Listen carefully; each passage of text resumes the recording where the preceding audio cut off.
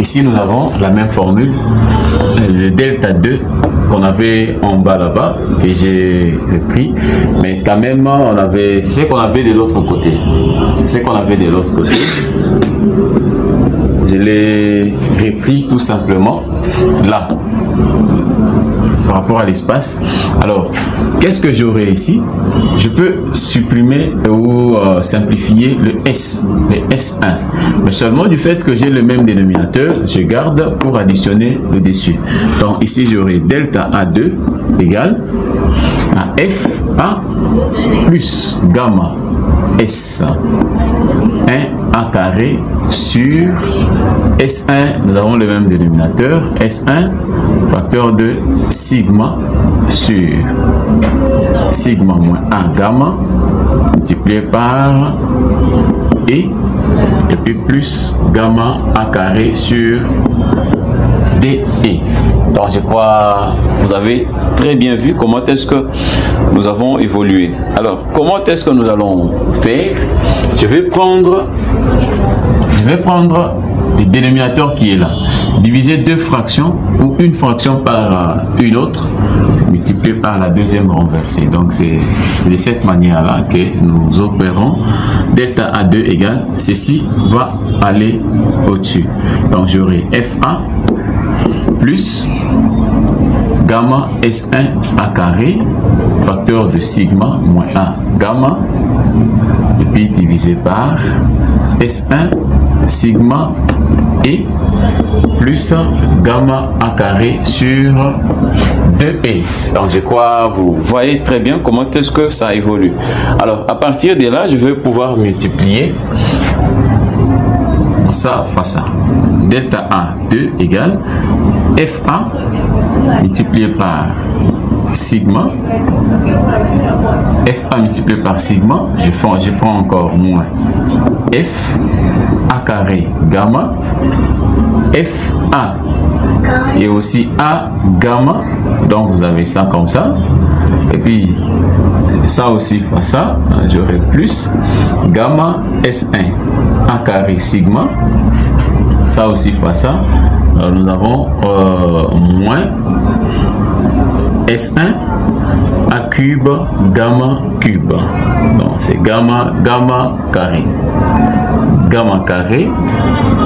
et puis divisé par S1 sigma E et puis plus gamma A carré sur 2E. Donc nous avons ça comme ça.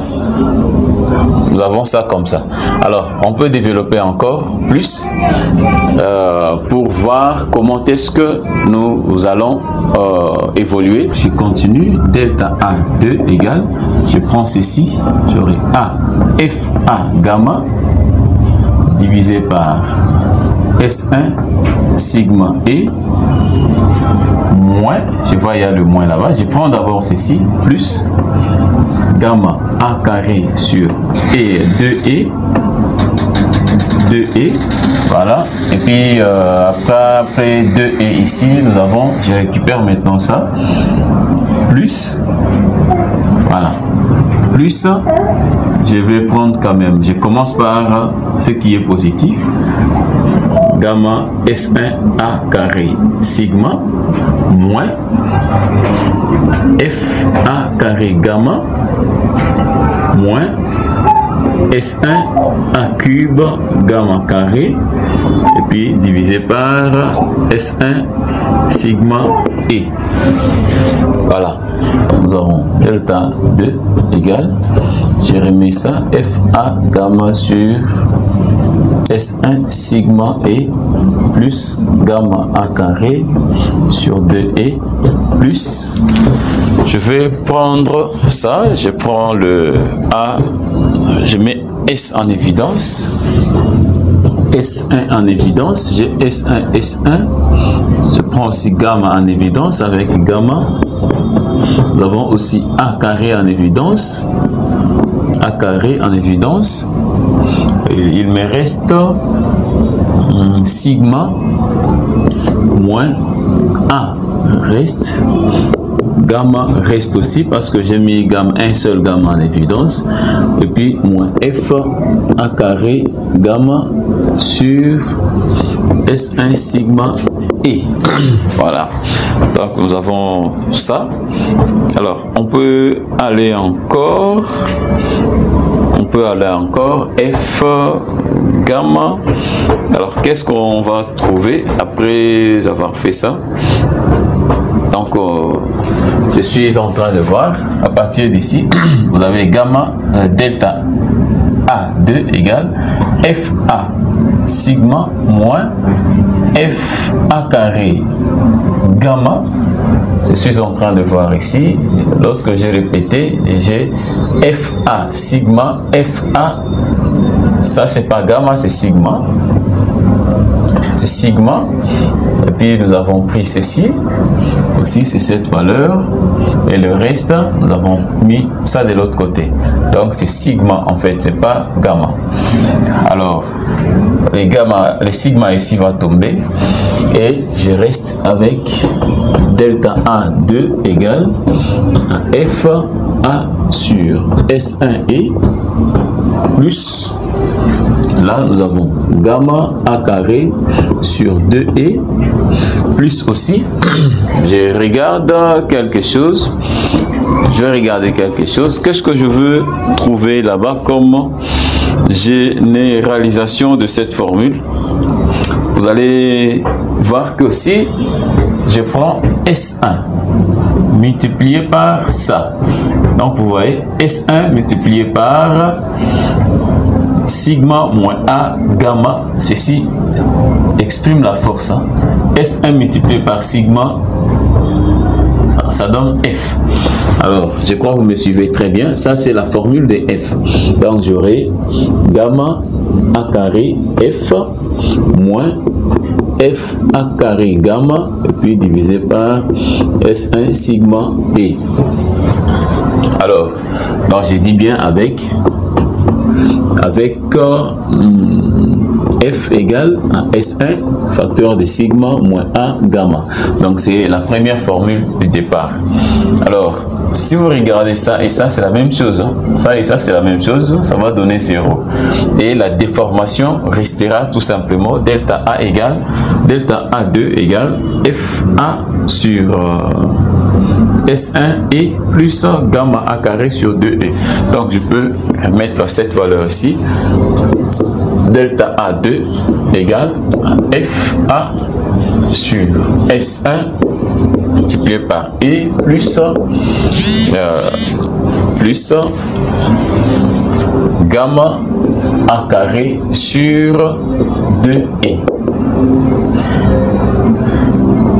Et là, nous avons trouvé delta A, donc c'est le raccourcissement du deuxième tronçon. Nous avons trouvé le raccourcissement du deuxième tronçon, mais je crois que ça me donne la même valeur que le raccourcissement du premier tronçon. Parce que lorsque vous regardez les deux formules, là c'est les raccourcissements du deuxième tronçon. Et là nous avons aussi les raccourcissements du premier tronçon. La caméra peut me suivre. Vous avez le raccourcissement du premier tronçon et là c'est le deuxième tronçon. Et vous allez remarquer que le raccourcissement reste le même. Le raccourcissement reste le même ou l'allongement reste le même quel que soit les tronçons sur lesquels nous faisons notre calcul. Donc il faut comprendre que s'il faut faire aussi de la même manière avec le troisième tronçon, nous aurons toujours delta A3 sera égal à FA sur S1 et plus gamma A carré sur 2E. Ça sera toujours de la même manière par rapport au nombre de tronçons que nous avons.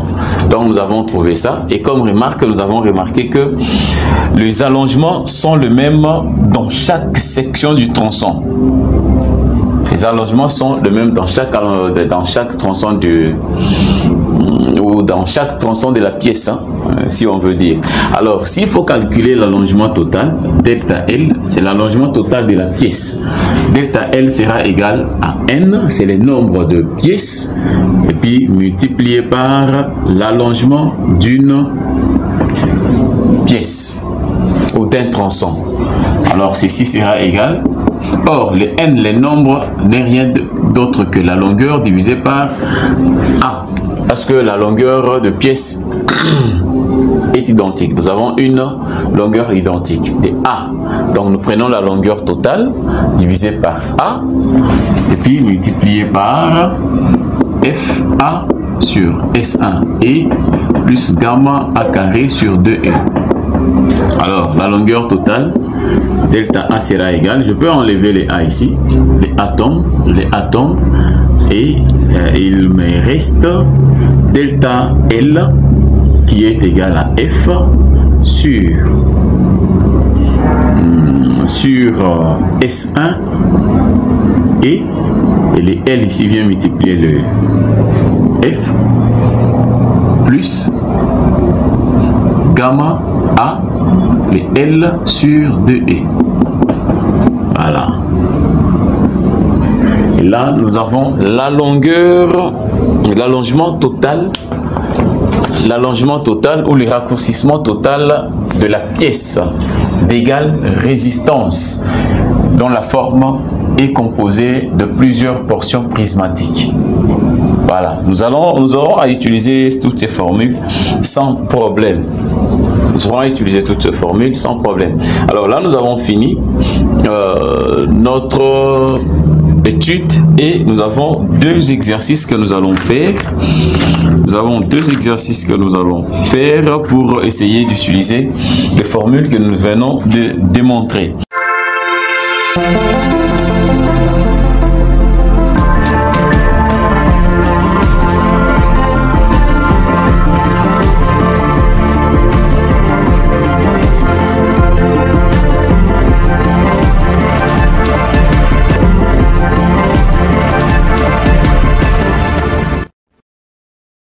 Nous avons notre premier exemple d'application bien sûr, le numéro 1. On nous dit une pile se compose de 3 éléments prismatiques, tels que c'est représenté de l'autre côté.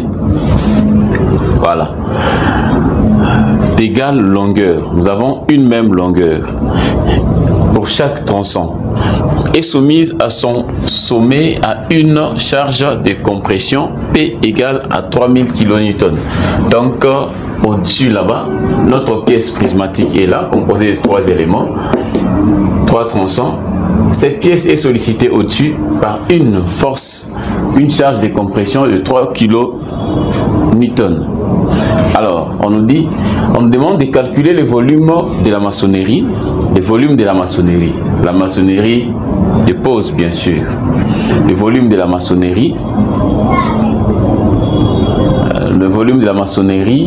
sachant que la pile mesure 36 mètres, nous avons 36 mètres. 12, 12, 12, on a dit d'égale longueur, 12, 12, 12 de hauteur, et que son poids spécifique est de 16 fois 10 exposant moins 4 dégâts newton par centimètre cube pour une compression maximum dans chaque tronçon de 10 bars. Il faut comprendre que on dit pour une compression maximum, c'est une contrainte, c'est une pression. C'est la résistance d'utilisation bien sûr, ou une résistance aussi admissible. On nous dit cette résistance, cette contrainte est la même dans chaque tronçon, c'est-à-dire c'est une pièce d'égale résistance. Chaque tronçon a une même résistance. Alors on va essayer de résoudre. Je lis tout en mettant les données, bien sûr. Une pile se composant de 3 éléments prismatiques d'égale longueur et soumise d'égale longueur. Nous avons notre A, c'est-à-dire ici nous avons A égale à 12 mètres. Donc A égale à 12 mètres. Sollicité au sommet, en son sommet, à une compression P, la charge est de 3000 kN. Ou en dégâts Newton, j'aurai 3000 et puis j'ajoute 2 zéros pour aller en dégâts Newton. Calculer le volume de la maçonnerie, sachant que la pile mesure 36 mètres. Là, c'est OK. Nous avons le A qui est égal à 12 mètres. Et son poids spécifique, gamma, égal à 16 fois 10 exposant moins 4 dégâts Newton par centimètre cube. Et pour calculer ceci, en dégâts Newton par mètre cube, parce qu'il faut aller aussi en mètre cube pour que le tout soit, pour qu'on ait les mêmes unités en fait. Alors pour amener cela en mètre cube, je crois que vous allez essayer de faire, hein, c'est plus facile. Ça sera 16 fois 10 exposant moins 4, quitter de centimètres cube vers le mètre cube. Et là, il faut faire les centimètres vers le décimètre cube. Vous aurez 10 exposant 3 vers le mètre cube, vous aurez 10 exposant 6. Donc, quand vous allez faire divisé par 10 exposant moins 6 dégâts Newton par mètre cube. Et vous allez trouver les 10 exposant moins 6 par au-dessus. Et j'aurai 16 fois 10 exposant 2 dégâts Newton par mètre cube. Je crois que vous aurez ça comme ça. Et en dehors de ça, nous avons une contrainte, une résistance sigma qui est égale à 10 bars. 10 bars qui est 10 dégâts Newton par centimètre carré. Et là, nous avons les données.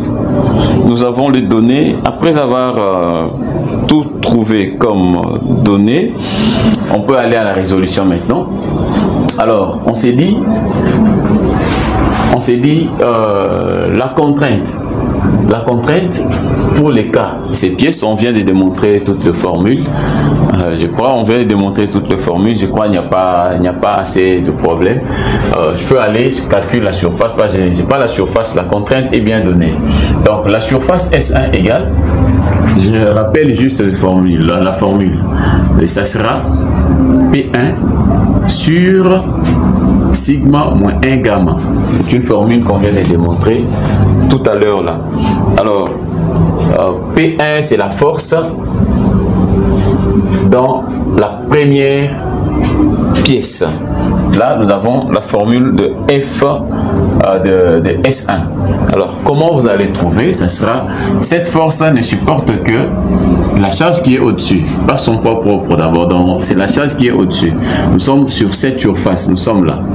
Alors, ici, j'aurai P1 bien sûr qui correspond à F1 et ici j'aurai à F, c'est P, c'est P, voilà, P1, disons P1 qui est égal à 3000 en dégâts Newton, j'ajoute des zéros, c'est là comme ça, divisé par la contrainte, c'est 10 dégâts Newton par centimètre carré moins A. A, c'est 12 mètres. Je suis en mètres pour aller en centimètres. Et là, je crois, je veux aller en centimètres. 12, 0, 0. 12 mètres. Voilà, c'est 1200 en centimètres. Multiplié par gamma. Gamma est donné aussi en centimètres cubes. C'est donné là-bas. C'est 16 multiplié par 10 exposant moins 4 dégâts Newton par centimètre cube. Donc, vous pouvez calculer ça. Vous pouvez faire les calculs sans problème. Alors, prenez vos calculettes, vous allez trouver la surface et cette surface sera égale, S1 sera égal à 3,71 mètres carrés qui est en centimètres et ça sera 3, il faut aller en 4,71 fois 10 exposant 4 centimètres carrés. Et là, donc c'est comme ça que vous allez trouver. C'était le calcul déjà fait sur mes papiers et vous pouvez le vérifier aussi. Alors, on nous dit, ici nous avons trouvé S1 qui est 3,71 mètres carrés. Alors, pour raison de géométrie, nous avons aussi, on nous a dit, pour respecter la condition de cette pièce, nous avons une raison Q qui est égal à sigma sur sigma moins A gamma. Vous avez cette formule ici. Alors, votre sigma sera égal à... On peut calculer sigma, c'est 10 fois 10 exposant 4. Je peux quitter parce que sigma était 10 bars. Hein? Était 10 bars. Alors, si je prends 10 bars, 10 dégâts Newton par centimètre carré, je vais ramener ça en mètre carré. Je vais faire fois 10 exposant 4. Dégâts Newton par mètre carré. Ça sera comme ça. Et puis divisé par la contrainte. Cette contrainte ici, c'est 10 fois 10 exposant 4. Dégâts Newton par mètre carré moins A. Je prends 12 mètres. Et je peux prendre aussi cela en le gamma. Un gamma, c'est la masse volumique, bien sûr. Je peux prendre aussi ça en dégâts Newton par mètre cube. En dégâts Newton par mètre cube, vous pouvez voir ça ensemble avec moi là-bas. Donc, vous allez voir que gamma me donne 16 fois 10 exposant 2. Tel que je l'avais transformé. Alors, 16 fois 10 exposant 2. Dégâts Newton par mètre cube. Et Q, je peux calculer Q, c'est la raison. Q sera égal, calculer Q. Si vous calculez les tout ici, vous allez trouver Q égale à 1,2376. Là, c'est Q. Et à ce niveau-là, vous pouvez calculer maintenant S1, S2, qui sera égal à S1 multiplié par Q. S3 égale à S2 multiplié par Q. S1, c'est 3,71 mètres carrés multiplié par Q. Je vais trouver, après avoir calculé, je vais trouver 4,6. 4,6 mètres cubes. Et S3, j'aurai 4,6 mètres cubes multiplié par la raison. Et vous aurez à trouver 5,69 mètres carrés. Ce sont de surface. Mètres carrés. Donc, je crois nous avons trouvé ça. Et donc, je peux mettre ceci comme ça. S1 égale à 3,71 mètres carrés. S2 égale à 4,6 mètres carrés. S3 égale à 5,69 mètres carrés. Et nous avons trouvé ces surfaces sans problème. Alors, on nous demande aussi de calculer les volumes de la maçonnerie. Alors, pour calculer les volumes de la maçonnerie, je crois, si nous supposons que, bon, on s'est dit, cette pile est en maçonnerie, bien sûr. Cette pile est en maçonnerie. Et même si la pile est en maçonnerie, on me dit la base aussi doit répondre aussi au même poids, normalement, pour qu'il ait résistance. Donc là, je crois, on va essayer de voir ça plus tard. Comment créer la stabilité entre l'élément et sa base. Alors, ici, nous allons faire le volume total. En réalité, le volume total sera égal au volume du premier tronçon plus le volume du deuxième tronçon plus le volume du troisième tronçon. Voilà. Or, le volume du premier tronçon n'est rien d'autre que la surface multipliée par la longueur. Donc, ça sera S1 multiplié par A plus S2 multiplié par A plus S3 multiplié par A. En fait, c'est ça. Alors, le volume, en fait, je calcule même le volume pour ne pas dire total. C'est le volume total, en fait, le V égale, si je mets A en évidence, j'aurai A, facteur de S1 plus S2 plus S3. C'est comme ça que le volume sera calculé. Alors, une fois que vous avez ça, je peux faire A égale à 12 mètres, facteur de 3,71 mètres carrés plus 4,6 mètres carrés plus 5,69 mètres carrés. Et là, je peux calculer les volumes. Vous pouvez calculer ensemble avec moi et vous allez trouver 168 mètres cubes. 168 mètres cubes de notre pile. Voilà. Donc là, nous avons résolu notre exercice sans problème. Donc, c'était une pièce d'égale résistance que nous avons résolue par rapport à la demande. Nous avons déterminé la section pour chaque tronçon. Nous avons aussi calculé le volume total en utilisant toutes les formules que nous avons démontrées tout à l'heure, sans problème. Alors, nous allons faire maintenant le deuxième exercice.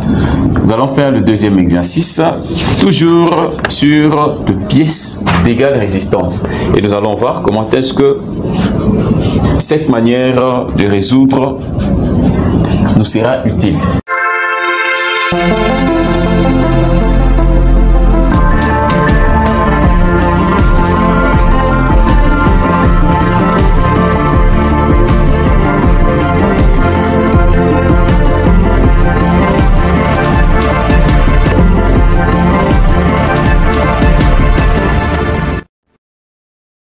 Et là, nous avons notre deuxième exemple d'application ou notre deuxième exercice.